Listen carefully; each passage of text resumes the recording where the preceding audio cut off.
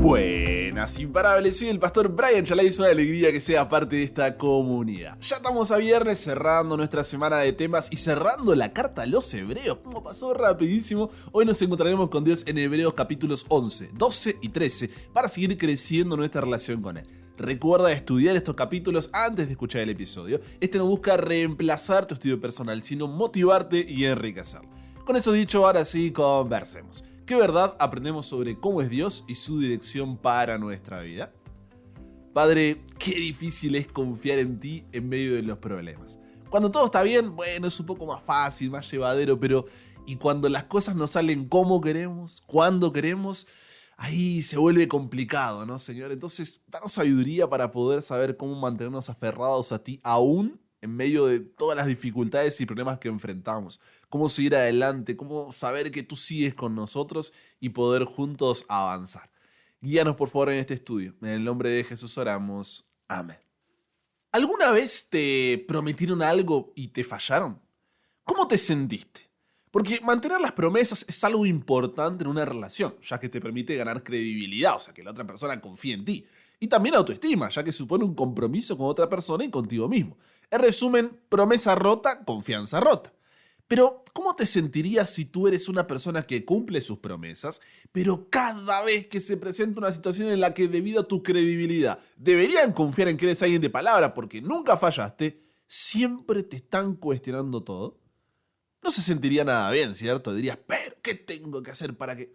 Ahora, ¿no hacemos exactamente eso con Dios? Él nos hace una promesa, nunca ha fallado una sola vez, pero lo tratamos como si nos hubiera fallado todas y cada una de esas veces. ¿Por qué? Si no es un problema de salud, es la falta de trabajo. Si no es la falta de trabajo, es una crisis amorosa. Si no es una crisis amorosa, es una situación familiar. Si no es una situación familiar, es la universidad. Y así podría seguir mencionando, pero siempre que estamos frente a una circunstancia que demanda confiar en Dios, un Dios que ha cumplido todas y cada una de sus promesas, pareciera que olvidamos todo su historial y lo tratamos como alguien que no es de fiar. Y encima, finalmente, decidimos tomar la circunstancia en nuestras propias manos como si de seguro Él nos fuese a fallar. Le decimos, ¿sabes qué, Dios? Yo me encargo.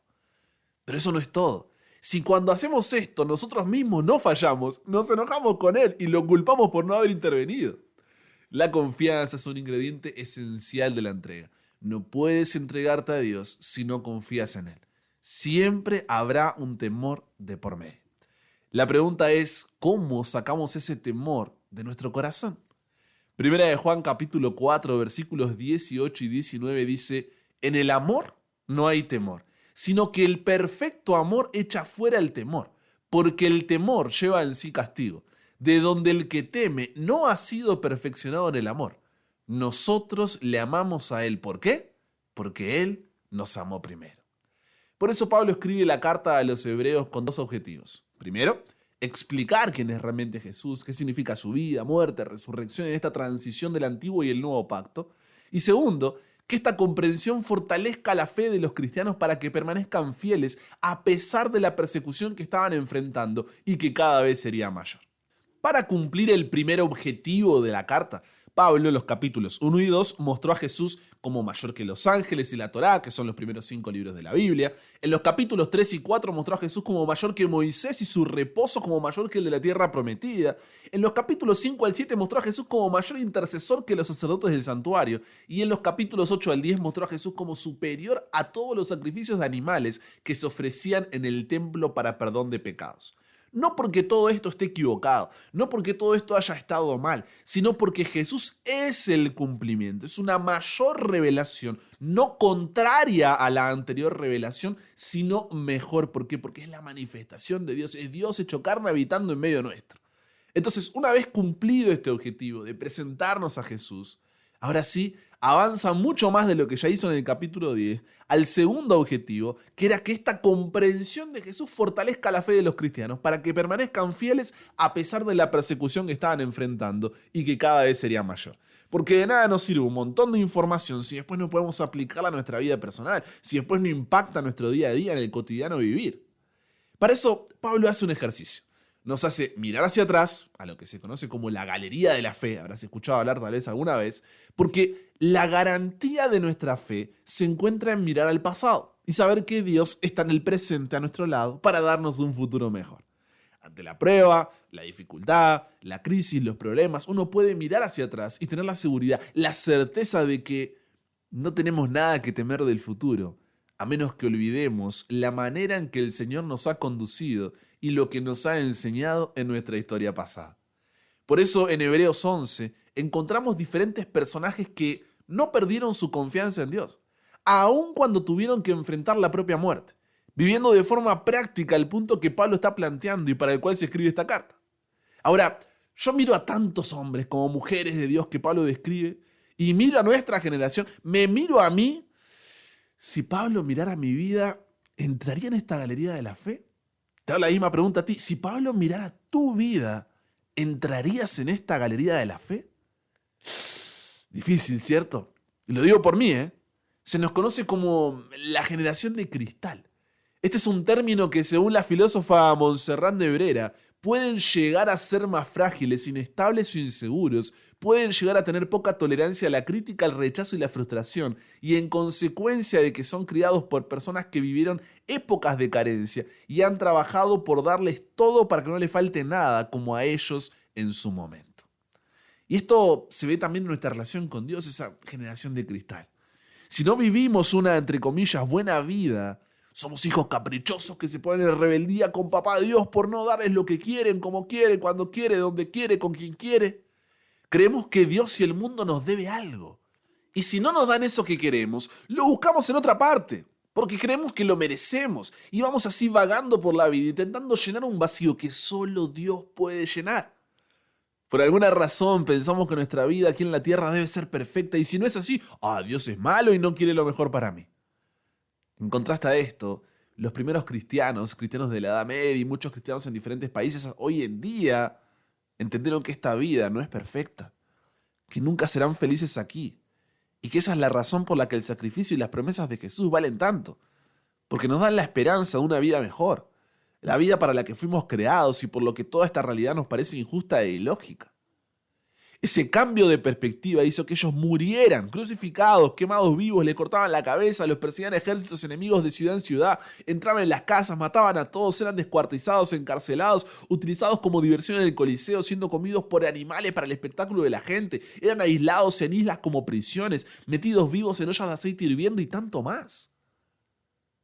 Si tú puedes estar escuchando y leyendo la palabra de Dios hoy en día, es por la sangre derramada durante siglos de personas que creyeron que el mensaje que predicaban era más valioso que su propia vida. ¿Qué aprendemos de la fe de todas estas generaciones que mantuvieron vivo el mensaje de la cruz? ¿De toda esta galería de la fe? Podríamos estar hablando todo el día, pero quiero destacar 3 principios. El primer principio es que la fe es estar seguros y convencidos de algo, creer en ese algo y esperar en eso actuando de acuerdo a esa creencia. Y me preocupa que con el tiempo hayamos confundido la fe con el fanatismo religioso. Porque el apasionamiento, el entusiasmo son esenciales al fanatismo.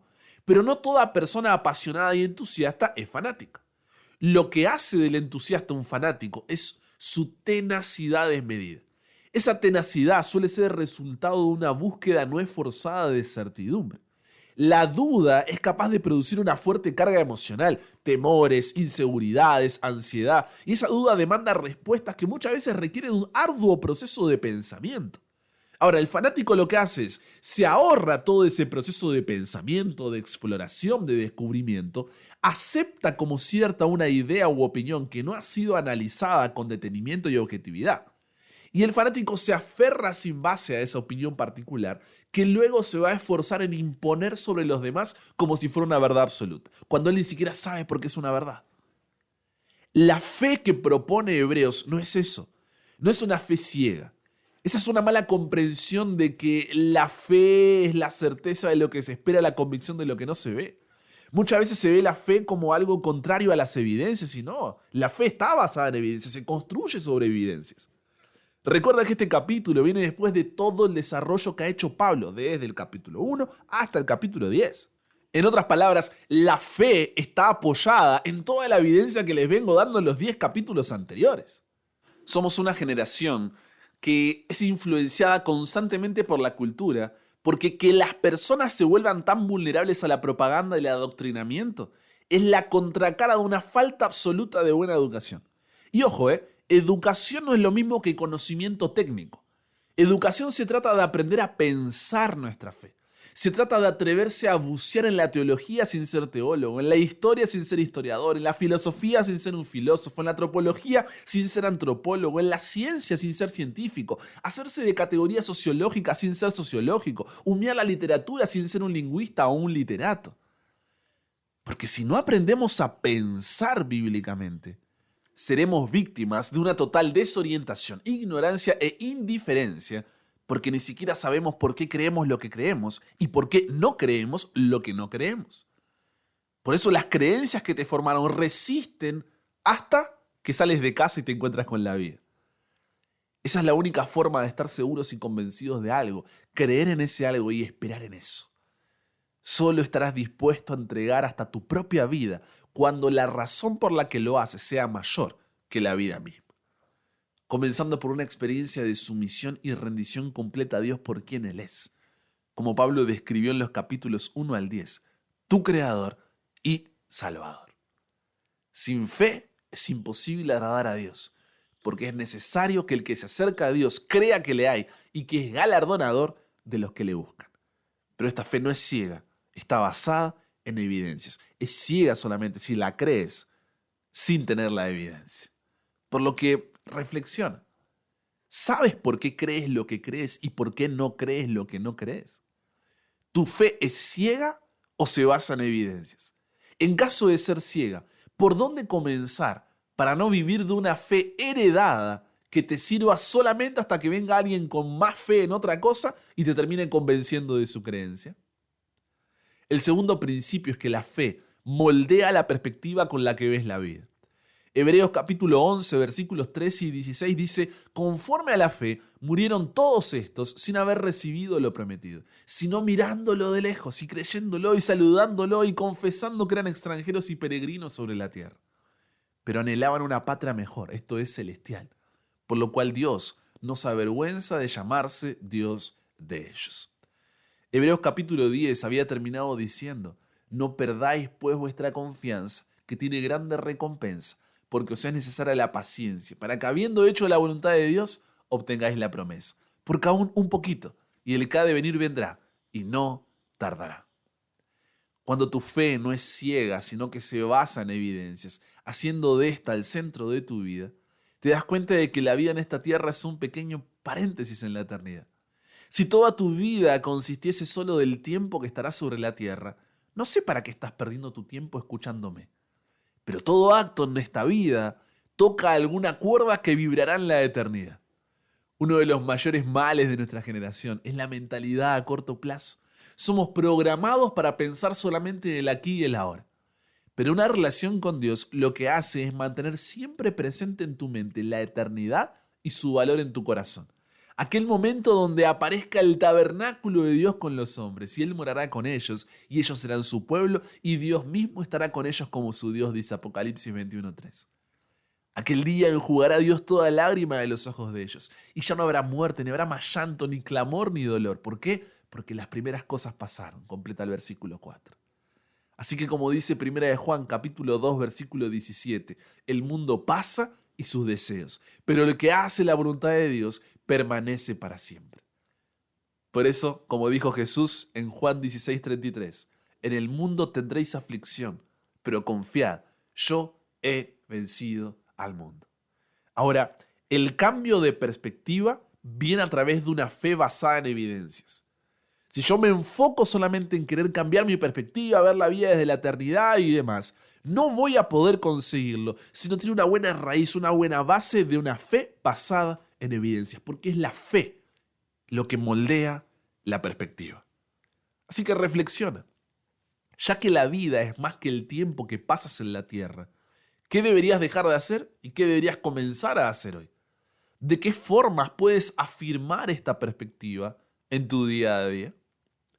El tercer principio y último es que podremos mantener nuestra fe siempre que tengamos nuestros ojos en Jesús. En otras palabras, No hay Hebreos 11 sin un Hebreos 1 al 10. Por eso Hebreos 12, 1 al 2, tomando la figura de una carrera, dice: por tanto nosotros también, teniendo en derredor nuestro tan grande nube de testigos, despojémonos de todo peso y del pecado que nos asedia, y corramos con paciencia la carrera que tenemos por delante, puestos los ojos en Jesús, el autor y consumador de la fe, el cual por el gozo puesto delante de él sufrió la cruz, menospreciando lo oprobio, y se sentó a la diestra del trono de Dios. Dividamos rápidamente este texto en partes. Comienza diciendo: teniendo en derredor nuestro tan grande nube de testigos. Esa expresión nube de testigos hace referencia a la lista de personas que dio en Hebreos 11. Por lo que está diciendo, no eres el único. Y sobre todo, lo que te diré a continuación es posible en medio de todo tipo de contexto. El atleta cristiano que, de manera figurativa, simbólica, sabe que los ojos de los fieles de todos los siglos están ahora completamente fijos en él, siente un ardiente impulso de esforzarse al máximo para triunfar en la carrera que tiene por delante. Es como toda la gente que está en las gradas alentando y dice: dale, dale, sigue adelante, no decaigas, vamos, continúa. Luego dice: despojémonos de todo peso y del pecado que nos asedia. Aquí hace referencia, por ejemplo, al vestido que estorbara o impidiera el buen desempeño del corredor, afirmando que los que estamos corriendo esta carrera de la fe no dudamos en desprendernos de todo, grande o pequeño, que pueda impedirnos llegar a la meta. La competencia aquí no es contra otro, sino contra uno mismo, venciendo cada peso, cada tendencia al mal que me separe de Dios por el poder del Espíritu Santo. Sigue: corramos con paciencia la carrera que tenemos por delante. La carrera cristiana dura toda la vida y esto a veces nos cuesta entender. Necesitamos ser pacientes y perseverantes. Pacientes a largo plazo para entender que es un proceso, y perseverante a corto plazo ante los sucesivos chascos y dificultades. Pacientes para esperar el galardón al final de la carrera y perseverantes para correr un paso a la vez. No es un sprint de 100 metros, días, semanas, meses o años, no, es una maratón de toda la vida. Macro paciencia, micro perseverancia. Avanzando dice: puestos los ojos en Jesús, el autor y consumador de la fe, el cual por el gozo puesto delante de él sufrió la cruz, menospreciando lo oprobio, y se sentó a la diestra del trono de Dios. La palabra autor, o también traducida como pionero, señala que Jesús es el pionero de la carrera, en el sentido de que Él corre delante nuestro. Y la palabra consumador o perfeccionador señala la idea de que Jesús había mostrado fe en Dios en la forma más pura posible. Entonces Jesús es el primero en correr nuestra carrera con éxito, es quien perfeccionó el arte de vivir por fe.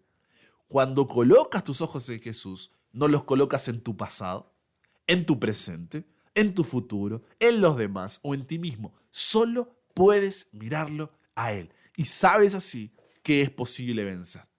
Solamente cuando cada día contemplamos las cargas que Jesús sobrellevó, lo que soportó, cualquier cosa que estemos enfrentando hoy será mucho más fácil de llevar. Porque como dice Hebreos capítulo 12, versículo 14 y capítulo 13, versículo 8, seguid la paz con todos y la santidad, sin la cual nadie verá al Señor. Jesús es el mismo ayer, hoy y por los siglos. La gracia no anula la obediencia, es la razón de la misma. Por eso leíste en el capítulo 13 cómo la fe no solo cambia tu relación con Dios, sino también con todos los demás. Así que reflexiona, ¿dónde están puestos tus ojos? ¿De qué forma puedes comenzar cada día y mantenerte en él, puestos los ojos en Jesús? No sé el tipo de persecución que los problemas y dificultades de la vida te están haciendo atravesar, pero mira al Jesús de Hebreos 1 al 10, tu Dios, que quiere liberarte de la esclavitud del pecado y llevarte al reposo de su presencia, siendo tu intercesor, sacerdote y sacrificio que te permite reconciliarte con Él. Y vive la vida de Hebreos 11 al 13, teniendo a ese Jesús como la garantía de tu fe. Porque Dios, habiendo hablado muchas veces y de muchas maneras en otro tiempo a los padres por los profetas, en estos postreros días nos ha hablado por el Hijo, a quien constituyó heredero de todo, y por quien asimismo hizo el universo, el cual siendo el resplandor de su gloria y la imagen misma de su sustancia, quien sustenta todas las cosas con la palabra de su poder, habiendo efectuado la purificación de nuestros pecados por medio de sí mismo, se sentó a la diestra de la majestad de las alturas. Y el Dios de paz, que resucitó de los muertos a nuestro Señor Jesús, el gran pastor de las ovejas, por la sangre del pacto eterno, os haga aptos en toda obra buena, para que hagáis su voluntad, haciendo Él en vosotros lo que es agradable delante de Él por Jesucristo, al cual sea la gloria por los siglos de los siglos. Amén. De eso se trata la carta a los Hebreos. Conversamos con Dios sobre esto. Gracias, Padre, por la oportunidad que nos das de reflexionar sobre nuestra propia vida y relación contigo. Señor, queremos tener una fe basada en evidencias, no un fanatismo, no una fe ciega, sino una fe informada, una fe donde podamos ser una generación que sabe por qué cree lo que cree y levante bandera por eso, en lugar de dejarse arrastrar por cualquier viento de doctrina, diría Pablo, ¿no?, que se presenta. Señor, ayúdanos a priorizar eso, a dedicar tiempo a eso, a ser intencionales con eso. Porque es esa fe la que moldea nuestra perspectiva en medio de las dificultades que atravesamos. Las que nos permite seguir adelante, las que nos permite mirar a ti y no sacar la vista de ti. ¿Cuántas veces somos tentados a mirar para tantos lados menos hacia donde deberíamos estar mirando? Un pasado que nos consume, un presente que nos llena de estrés, un futuro que nos llena de ansiedad. Nos miramos a nosotros mismos y solo encontramos errores, a otros y encontramos solo críticas. Queremos mirarte a ti, Jesús, por lo cual ayúdanos a ser pacientes y perseverantes para poder seguir avanzando hoy en medio del dolor, del sufrimiento, de la dificultad, porque tú nos recuerdas que todavía no has terminado tu obra en nosotros. Nos entregamos hoy a ti, Señor. Cámbianos, renuévanos, transfórmanos, somos tuyos. En el nombre de Jesús oramos. Amén. Y con eso llegamos al final. Comparte con otros lo que aprendiste hoy. Súmate a la comunidad en WhatsApp totalmente gratis si todavía no lo has hecho, para recibir una notificación de tu celular cada mañana, escuchar los episodios sin conexión, tener material extra, hacer tus preguntas, acceder a contenido exclusivo y te espero en el siguiente para que nunca pares de aprender y nunca pares de crecer. ¿Por qué? Porque hasta el cielo no paramos.